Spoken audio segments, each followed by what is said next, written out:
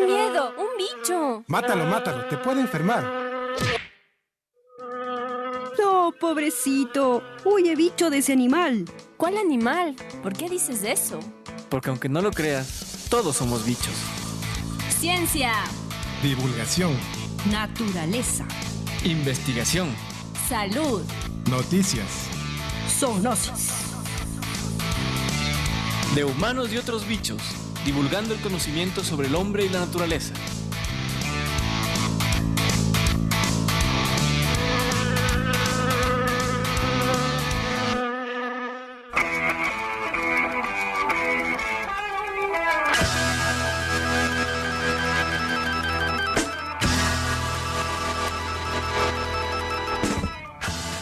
Muy buenos días, oyentes de la radio universitaria. Bienvenidos a esta nueva emisión de Humanos y otros bichos, un programa del Instituto de Investigación en Salud Pública y Zoonosis dedicado a la divulgación del amplio y maravilloso mundo de la ciencia. La semana anterior estuvimos de festejo, por lo tanto, este es nuestro primer programa del tercer año. Compartimos unas palabras de Leonardo da Vinci al inicio. Poco conocimiento hace que las personas se sientan orgullosas. Mucho conocimiento que se sientan humildes. Bienvenidos, es un placer compartir este espacio con ustedes. Bienvenidos, estimados internautas, al programa del día de hoy. Hoy les acompañaremos de 10 a 11 horas Sandra Enríquez, Franklin Vaca, Alfonso Molina y los amigos del CIS. No se olviden que pueden escuchar el reprise del programa los días martes de 15 a 16 horas. Buenos días internautas, bienvenidos y gracias por escucharnos en este tercer año de programa. Espero que lo disfruten. Y los titulares. Esta semana discutiremos sobre las levaduras, más allá de la cerveza. En Tertulia y Café conversaremos con Elizabeth Morales, investigadora del Instituto de Investigación en Salud Pública y Zoonosis. Para el día de hoy les hemos preparado interesantes datos en el segmento ¿Sabías qué? Y además Sandra Enríquez nos ha preparado el segmento Alucinaciones entomológicas. Y no se olviden que pueden interactuar con nosotros en las redes sociales, Facebook y Twitter con el hashtag BichoSIS y comunicarse a través de mensajes de WhatsApp o mensajes de texto al número 098 73 50 221. Les repito nuevamente, 098 73 50 221. Queremos enviar un saludo especial a todos los radioescuchas que nos acompañan el día de hoy. En especial a Elizabeth Minda y Jimena Pérez, quienes se encuentran participando en el evento de Santo Domingo Investiga. Mucha suerte para las dos, que les vaya muy bien en sus ponencias.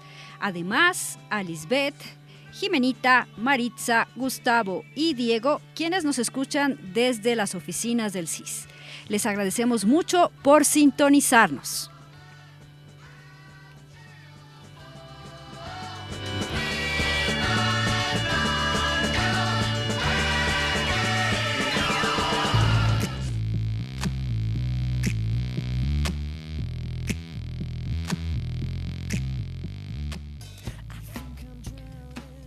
Bueno, como les habíamos comentado, hoy queremos hablar de las levaduras y su tema es más allá de la cerveza, porque sabemos que ayudan a fermentar nuestra deliciosa cerveza. Pero bueno, ¿quiénes son las levaduras? ¿Qué hacen, no? Las levaduras son organismos que pertenecen al reino fungi, es decir, el reino de los hongos. Son seres eucarióticos, es decir, que son unicelulares y tienen su material genético guardado en un núcleo que se encuentra dentro del citoplasma. Las levaduras son heterótrofas, es decir, que se alimentan solamente de materia orgánica ya preformada. Son organismos unicelulares y forman colonias tal como lo hacen las bacterias. Las células de las levaduras son redondas u ovales. Miden entre 3 y 30 micrones de diámetro. El diámetro colonial es de unos 3 a 7 milímetros y las colonias pueden ser cremosas u opacas y se hacen visibles en 2 o 3 días después de que se las haya sembrado. Generalmente la reproducción es un proceso asexual, pero también se conoce un proceso de conjugación o reproducción sexual. La reproducción de las levaduras se puede producir por gemación, esporulación o fisión. Esto implica que las levaduras pueden vivir también con oxígeno o sin él. Si no hay oxígeno, obtienen su energía por fermentación, por ejemplo, la fermentación alcohólica, con menor rendimiento energético. Estos hongos unicelulares, conocidos como levaduras, son típicos de hábitats con azúcares, como los frutos, la corteza de los árboles, las flores, piel, mucosas, suelo, agua, entre otros. A las levaduras también se las llama hongos levaduriformes. De este modo se diferencian de los hongos filamentosos, que son los que forman micelios, esas estructuras típicamente algodonosas o pulvulentas. A menudo las levaduras deterioran los alimentos. Justamente al poder utilizar sustancias complejas como el almidón, crecen en una gran cantidad de alimentos, incluso aquellos de gran acidez o de baja humedad.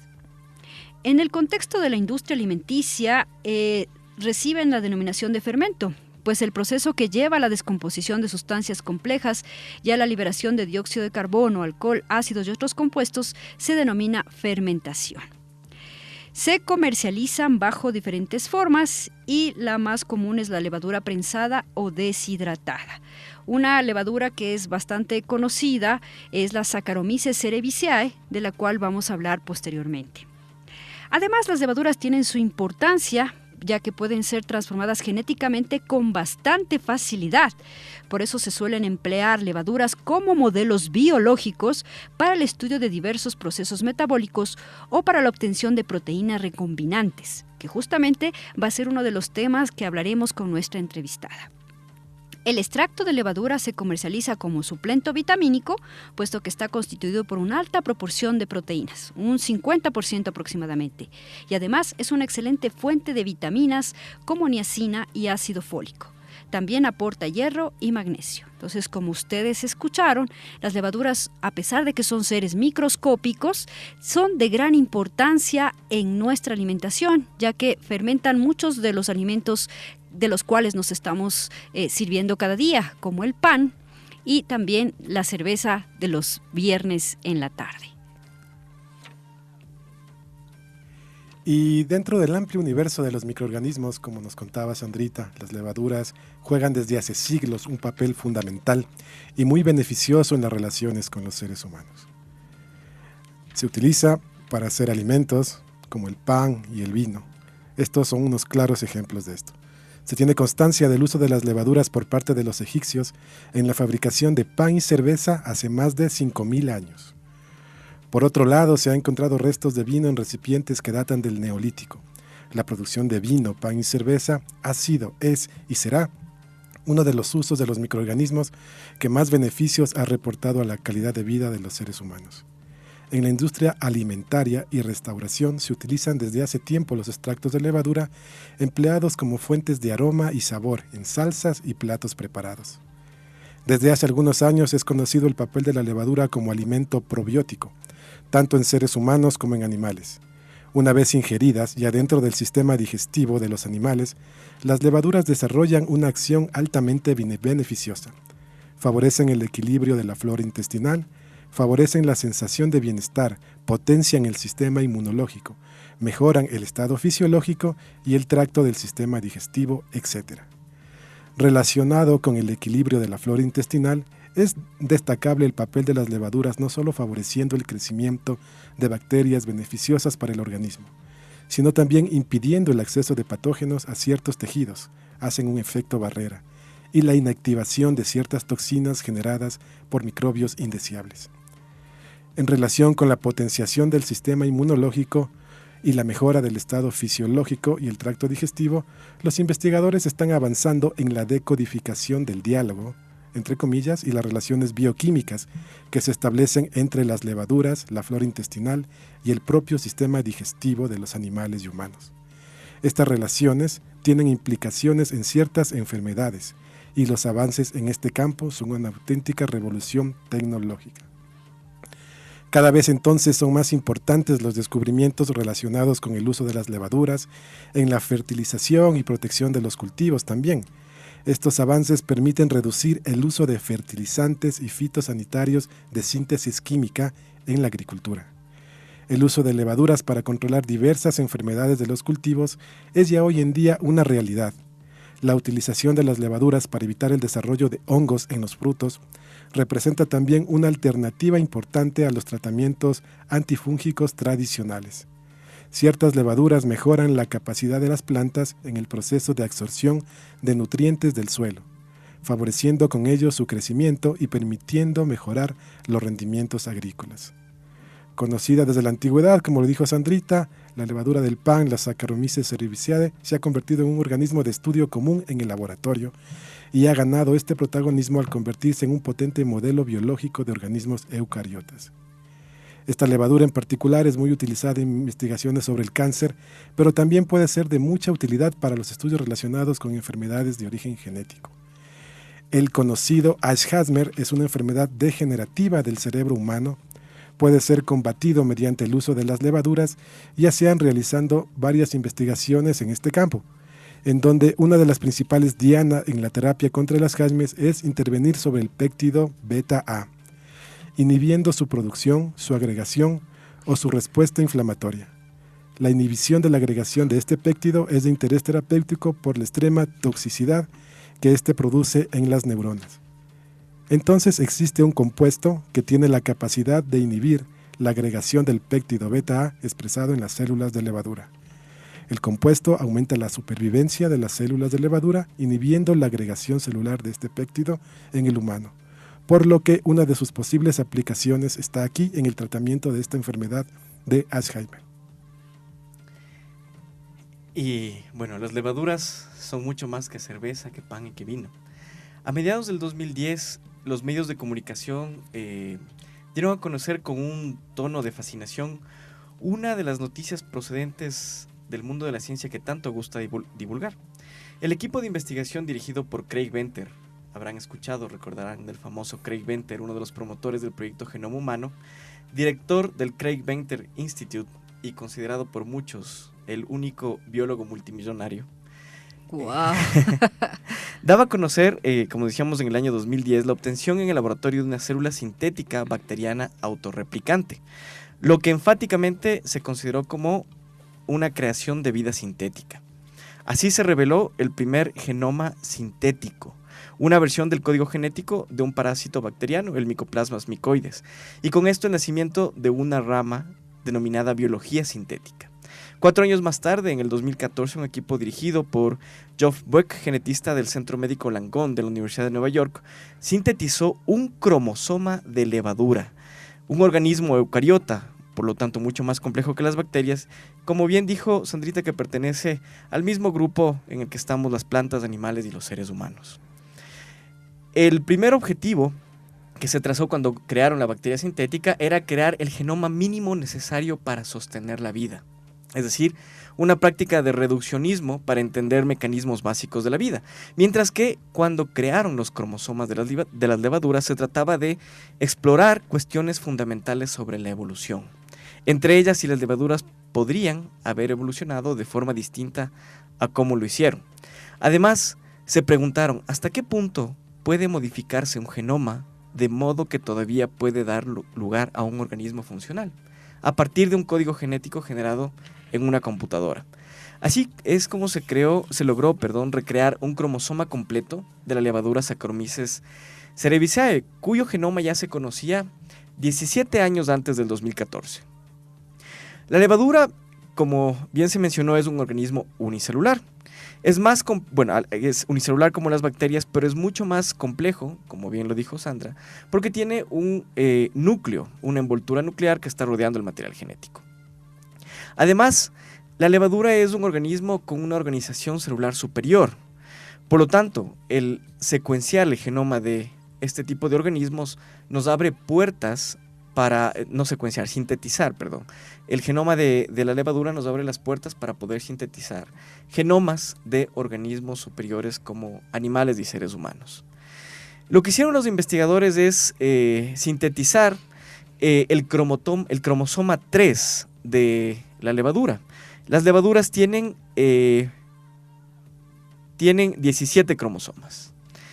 16 cromosomas, perdón. Las levaduras tienen 16 cromosomas. Lo que se hizo entonces, lo que hicieron los investigadores fue sintetizar 317,000 pares de bases del cromosoma 3, cambiando 50,000 de esos 317,000 originales. No nos estamos refiriendo a 317,000 letras de adenina, citosina, guanina y timina del código genético. Pero lo que se presentó en el 2014 era tan solo el 2.5% del genoma de la levadura. El año anterior, en marzo, se publicó en la revista Science el diseño sintético del genoma completo de la levadura Saccharomyces cerevisiae. Este genoma fue altamente modificado y reducido en su tamaño, comparándolo con la levadura silvestre en más o menos el 8%. Para lograr una síntesis completa del genoma, los investigadores sintetizaron cromosomas individuales de manera separada por grupos de investigación que formaban un consorcio denominado SC2.0, Saccharomyces cerevisiae 2.0. Es decir, se formó un consorcio, un grupo de investigadores a nivel mundial y cada uno de ellos sintetizó un cromosoma completo por separado. Ahora, el reto está en crear una sola cepa mediante la interconexión entre duplicados, es decir, combinar todos esos cromosomas y hacer una levadura funcional. Esto permite contestar preguntas intratables sobre la estructura, la función y la evolución de los cromosomas. Y obviamente es una estrategia de diseño que empieza con las levaduras y que, como decíamos, está enfocada en seres eucariotas superiores. Entonces, regresando al inicio, las levaduras que están presentes en nuestro pan, en nuestra cerveza y en nuestro vino también son excelentes modelos para entender cuestiones básicas y aplicadas de biología y medicina. Seguro que esto lo recordarán la próxima vez que disfruten de una bebida fría a base de cebada, entre comillas. Y con mucha espuma. Con mucha espuma. Entre comillas, mágicamente transformada por estos pequeños organismos, las levaduras. ¡Salud!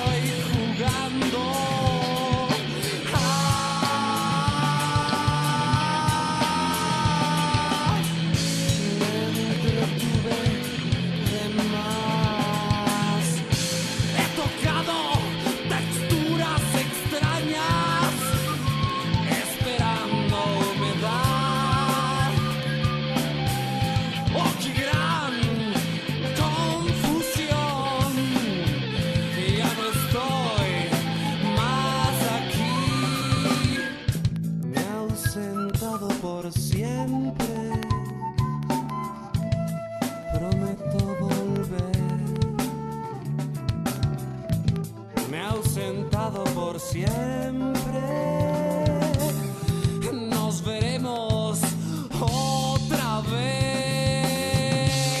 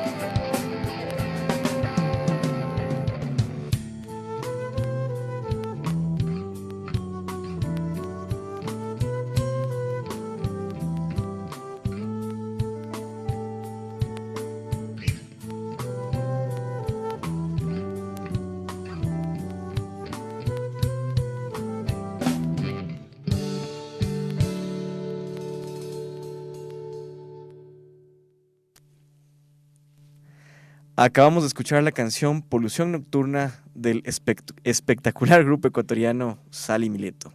Ojalá la hayan disfrutado.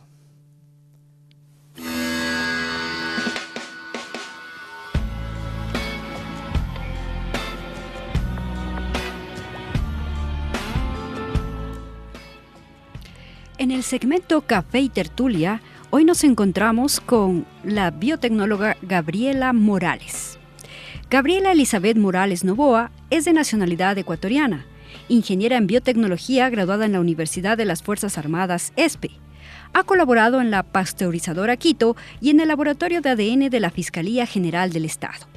También ha trabajado en el Laboratorio de Inmunología y Virología de la ESPE en el proyecto de aislamiento y purificación de nanovesículas de 2 especies de parásitos del género Leishmania. Hizo una estancia de investigación en la Universidad de Oklahoma, Estados Unidos. Actualmente trabaja como investigadora en el Laboratorio de Inestabilidad del ADN del Instituto de Investigación en Salud Pública y Zoonosis, dentro de los proyectos Síntesis y Evaluación in vitro de aplicaciones terapéuticas de bisciclopranos y desarrollo de terapias innovadoras para el tratamiento de la leishmaniasis, en la identificación de potenciales drogas y de dianas moleculares del metabolismo del ADN drug-leish. Bienvenida, Gabriela.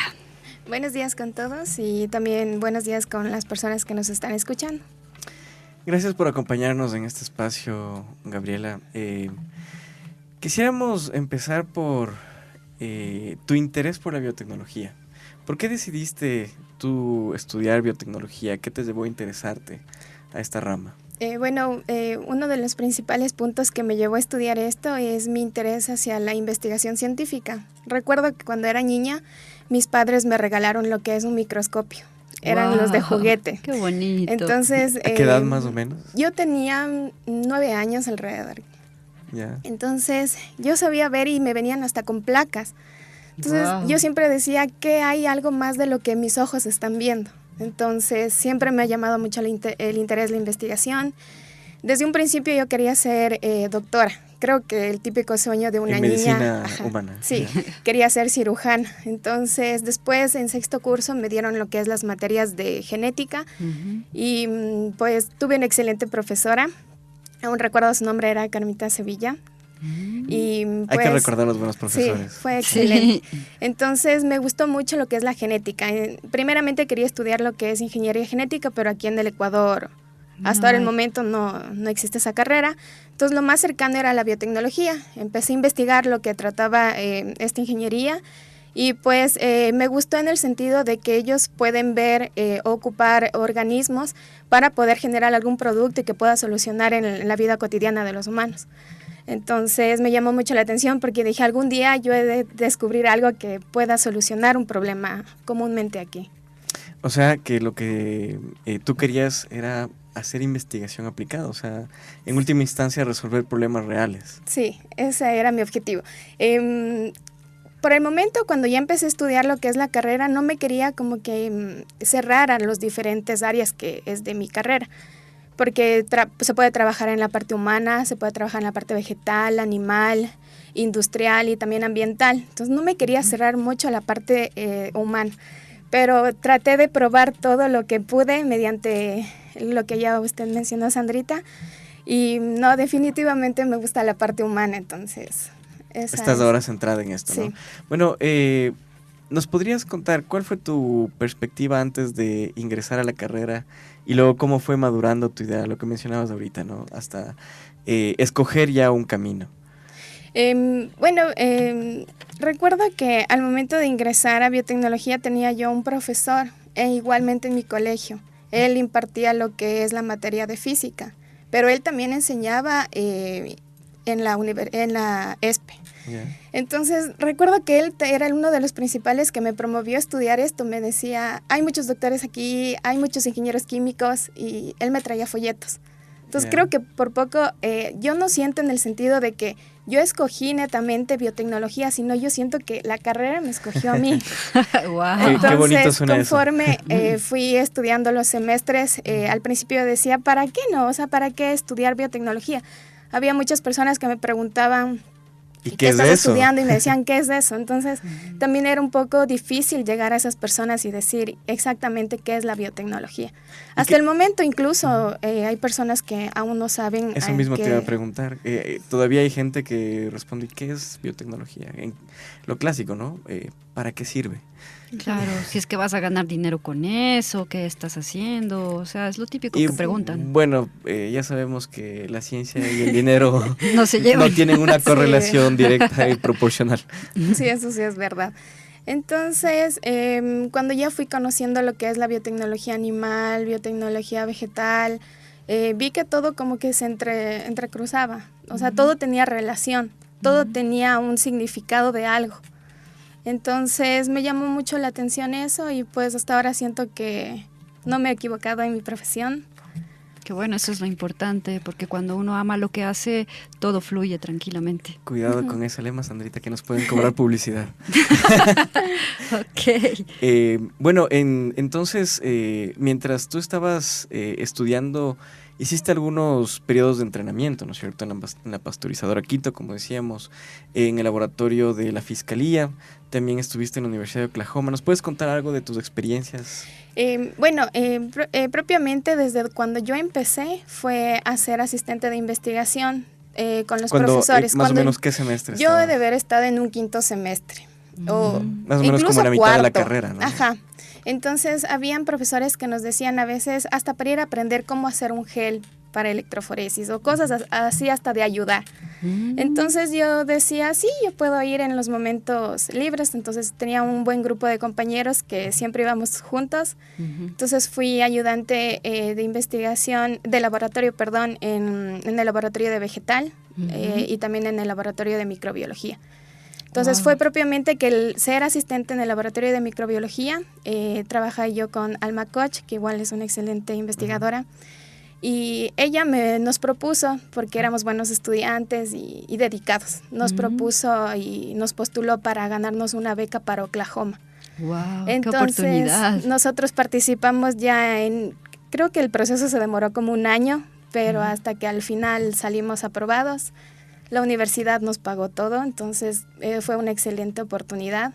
Allá también, nada más de poder practicar mi inglés, pude también conocer diferentes aspectos. Pero lo que más me llamó la atención aquí era de que yo pensaba que a veces la educación en el extranjero era mucho mejor. Sin embargo, yo siento que la universidad nos ha preparado aquí excelentemente. Entonces, allá también pudimos hacer un buen trabajo. Y bueno, yo también aprendí allá sobre los hongos, que yo aquí en el Ecuador no lo había hecho en mi universidad, entonces también fue una buena oportunidad para aprender.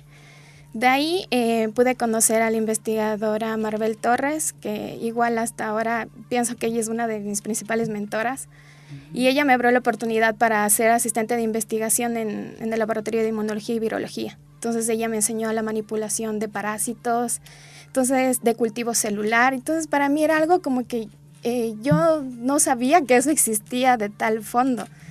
Entonces me llamó mucho la atención, aprendí todo eso sobre cultivo y pues eso fue el punto en el que ya me permitió decirme de que sí, ese es el camino en el cual yo quiero seguir.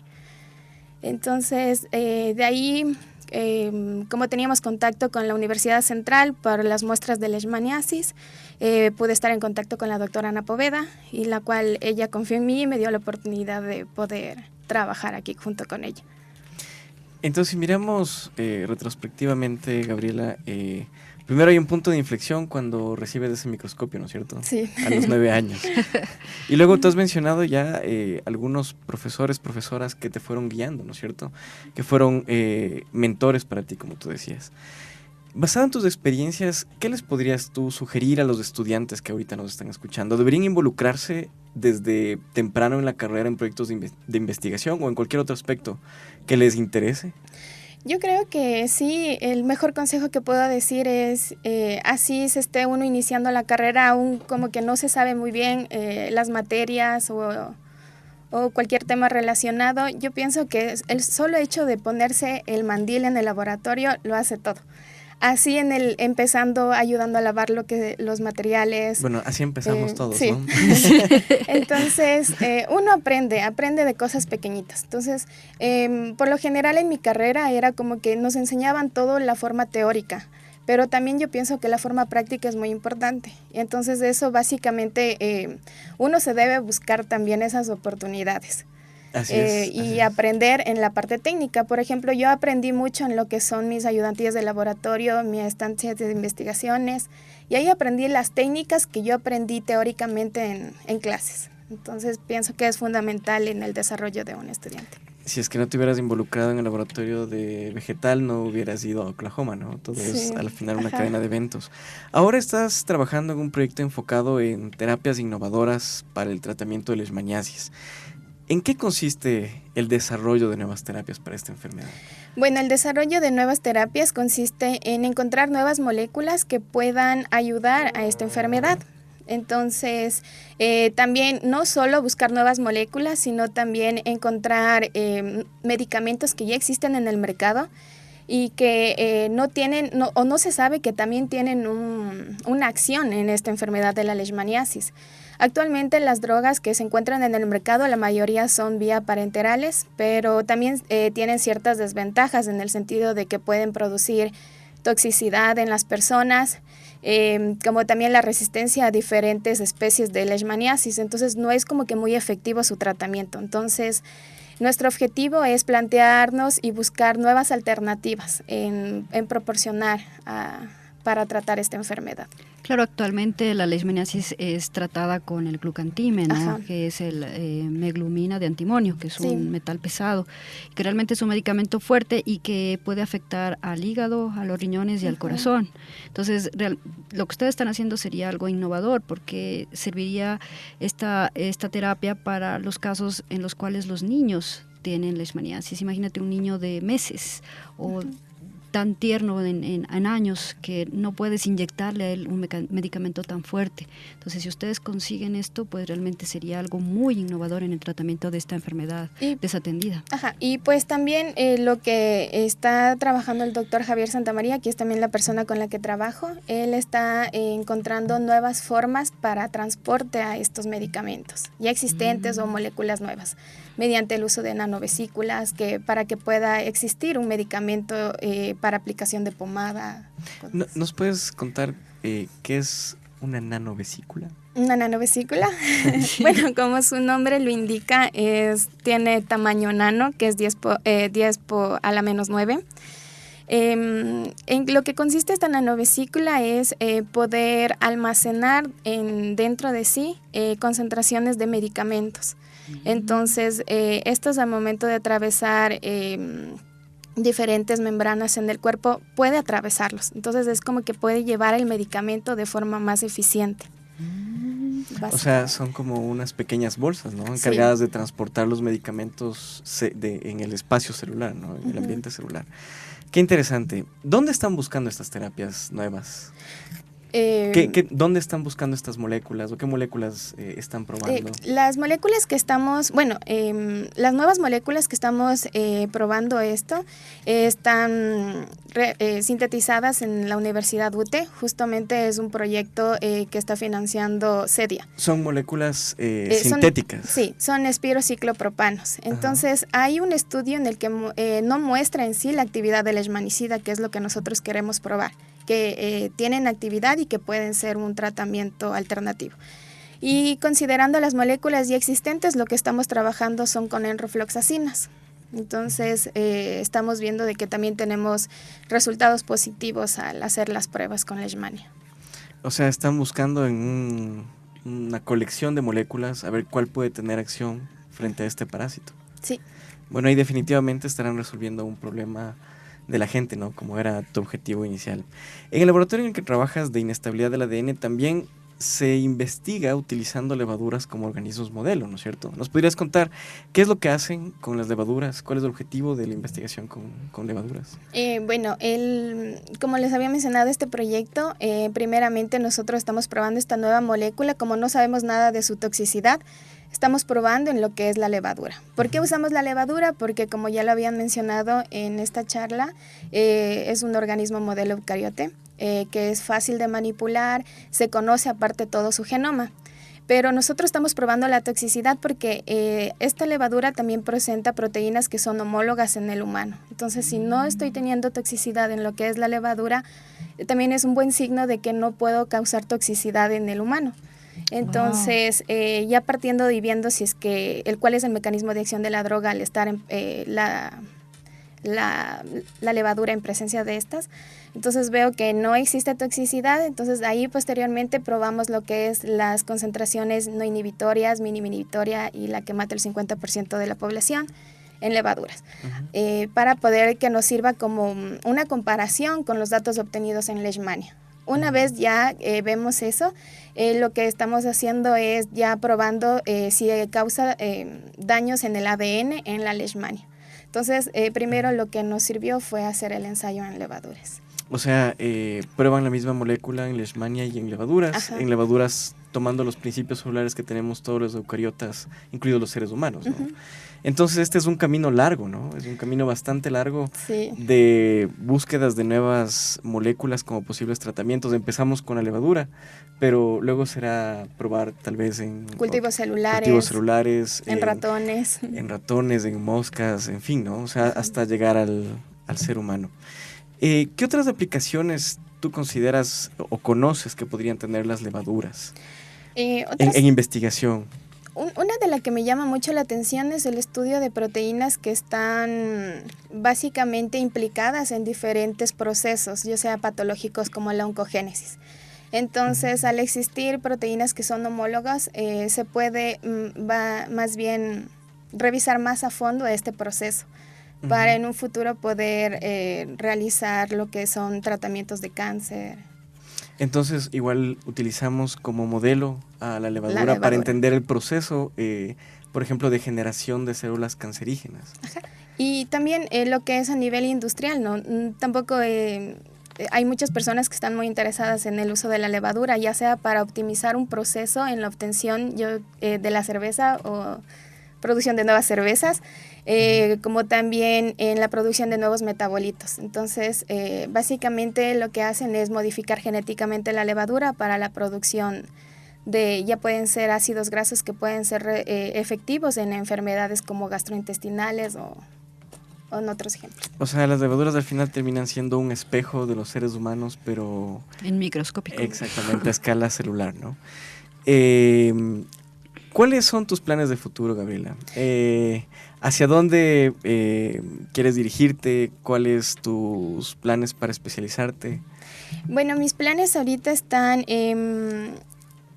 irme netamente a la parte humana. Yo sé que aquí aún está muy desarrollado, tal vez no exista mucho trabajo aquí, pero eso no puede ser una barrera. No, más bien es una oportunidad, ¿no es cierto? O sea, tú entonces serías una innovadora, abrirías un campo. Sí, lo que me gustaría es dedicarme en la parte de biomedicina. He estado buscando maestrías, encontré una justamente que estoy haciendo la aplicación en el Instituto Politécnico Nacional de México.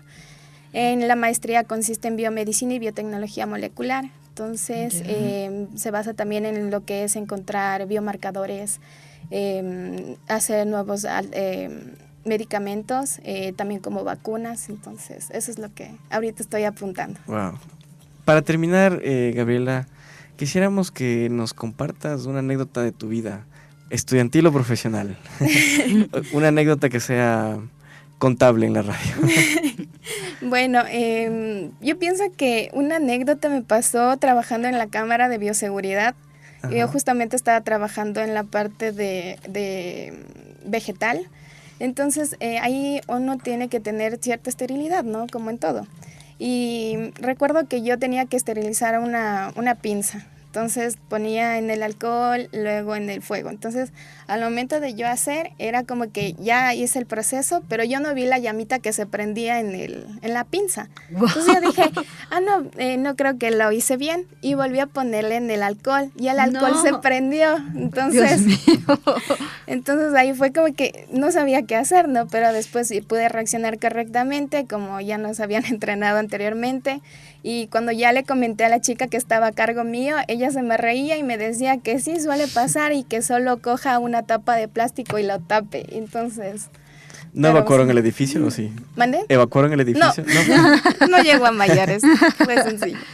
Pero Ay, sí, bueno. eso me pasó. Son cosas que pasan en el laboratorio, ¿no? Bueno, Sí. queremos agradecerte por haber compartido este espacio con nosotros, Gabriela. Se te nota que eres una entusiasta y apasionada de tu trabajo. Y bueno, te deseamos que te vaya excelente en tu futuro profesional. Muchas gracias por sus palabras y por la invitación. Gracias, Gabriela. Gracias.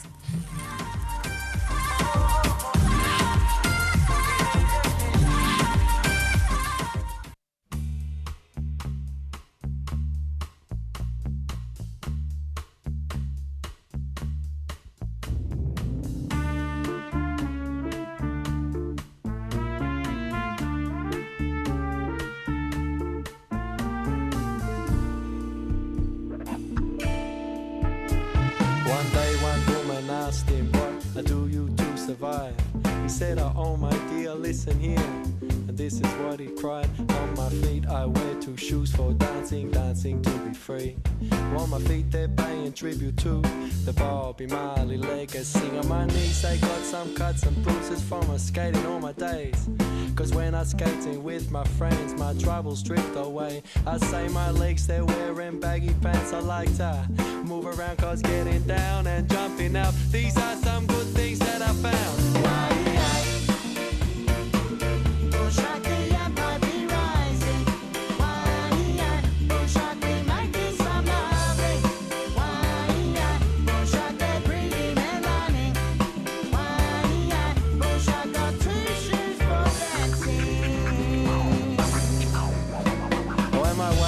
It's got a slinky bolt with a clip that's quick to open.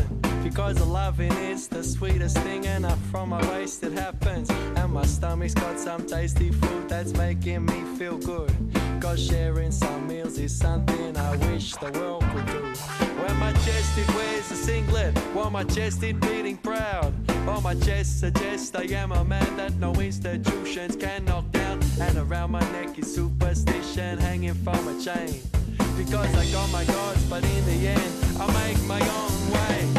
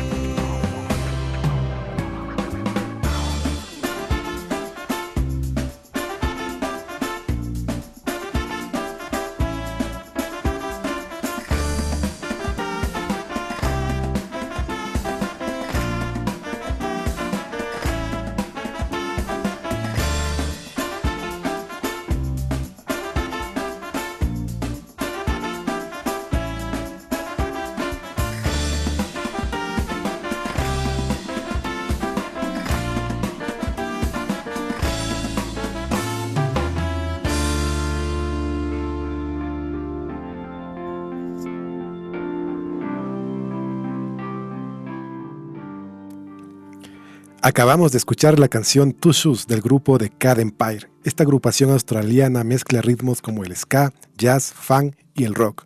Esperamos les haya gustado.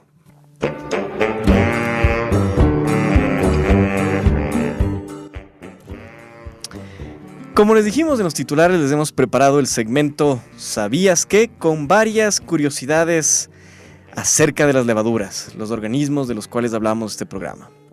Empezamos. ¿Sabías que la levadura de cerveza es la fuente natural más rica en vitamina B? Estas vitaminas se pueden encontrar en alimentos animales como el hígado, las vísceras, huevos y carne de ternera, pollo, cerdo y alimentos vegetales. Pero solo la levadura de cerveza contiene todas las vitaminas del complejo B. ¿Sabías que las levaduras forman parte de los llamados fermentos, que producen los alimentos fermentados?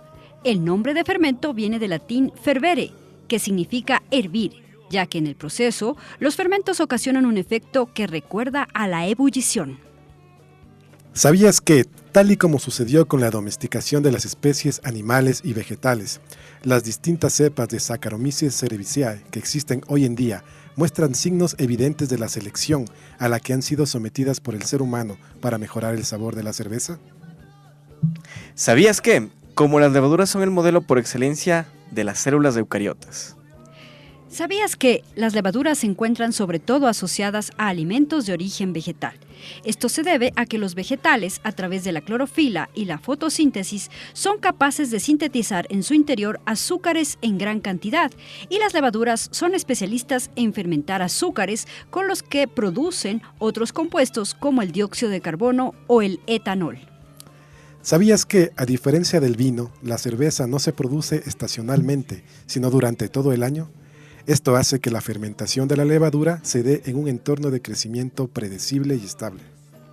¿Sabías que la proteína SIR2 o sirtuina es una enzima que fue descrita por primera vez en las levaduras y cuya función es de ser centinela para proteger el genoma? ¿Sabías que se cree que el origen de la levadura se remonta a los tiempos de los egipcios? Numerosas leyendas hablan de papillas de cereales líquidas que los panaderos egipcios reservaban en un lugar fresco hasta que se formaban unas burbujas de gas que espumaban el líquido. ¿Sabías que por muchos y en muchos lugares, mayormente en Europa, la levadura de cerveza se obtenía de las heces y de la espuma, del proceso de la fermentación requerido para formar el alcohol de la cerveza? Terminada la fermentación de esta cerveza, se trasvasaba a grandes barriles, cuidando de no agitar el líquido. ¿Sabías que el aumento de tamaño en la masa producido por la levadura es ocasionado por el dióxido de carbono, que al mezclarlo con la masa hace que estas burbujas se inflen? ¿Sabías que la secuenciación del genoma de la levadura se llevó a cabo en los años 90? Y ya entonces los investigadores observaron que el genoma de la levadura comprendía más de 50 fragmentos repetidos. Desde entonces, la comunidad científica ha aceptado que el genoma de la levadura había sufrido una duplicación entera. Este es un fenómeno que no es aislado y que también encontramos en otras especies. ¿Sabías que no todas las levaduras sirven para elaborar pan? Si bien se asemejan entre sí por pertenecer a una misma familia de microorganismos, no todas tienen los mismos efectos sobre el pan en términos de elevación de la masa, sabor y aún salubridad, ya que algunas producen ciertos desechos letales.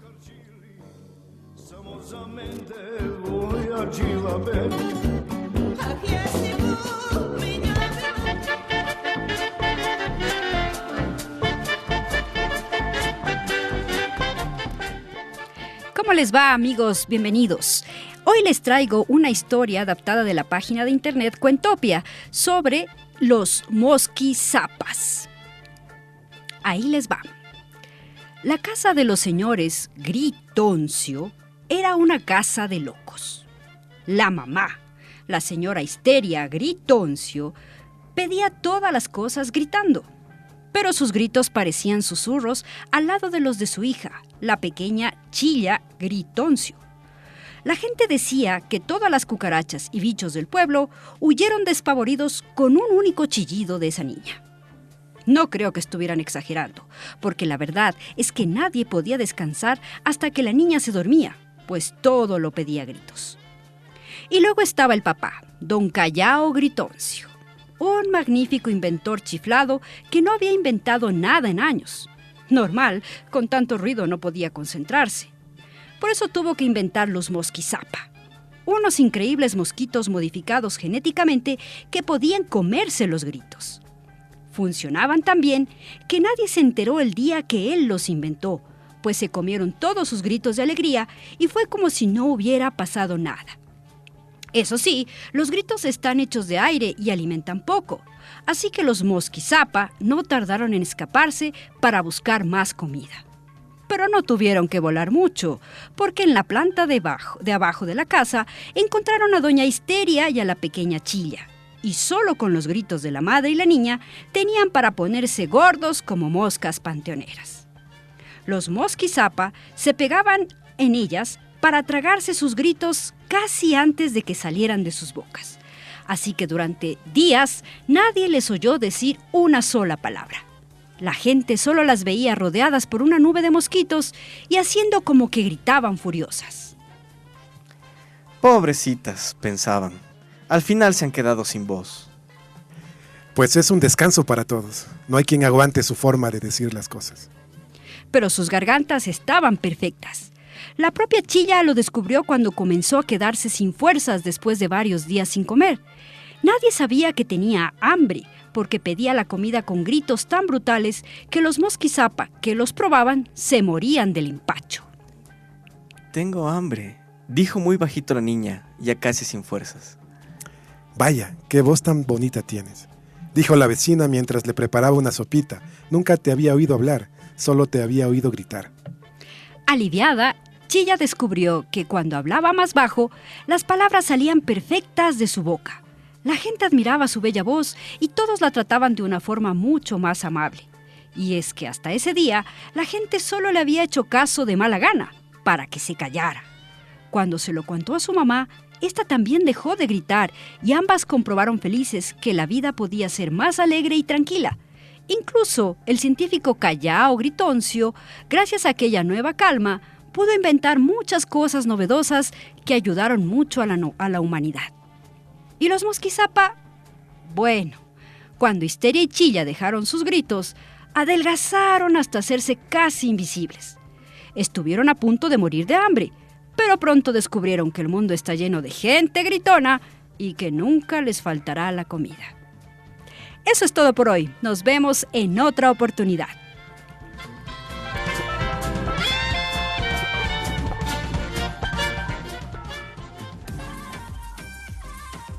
No se pierdan el programa de la próxima semana, donde tendremos interesantes invitados y segmentos divertidos. No se olviden de sintonizarnos. Hasta la próxima semana. Hasta la próxima semana, internautas. Espero hayan disfrutado de este programa y no se olviden, sintonícenos la próxima semana. Recuerden que este programa se retransmite por la radio universitaria online los días martes de 15 a 16 horas. Agradecemos su compañía durante esta hora de divulgación científica y será hasta un siguiente programa que será dentro de 15 días. Pues la próxima semana es Feriado. Día festivo, el día viernes, Cierto. entonces no estaremos con ustedes. Fue un gusto compartir este tiempo, hasta dentro de 15 días y no se olviden que la ciencia triunfe.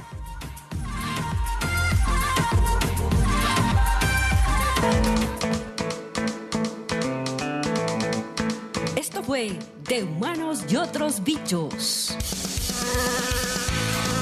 Si te gusta la ciencia divertida, no te olvides de escucharnos. Todos los viernes de 10 a 11. Una producción de Radio Universitaria Online de la Universidad Central del Ecuador.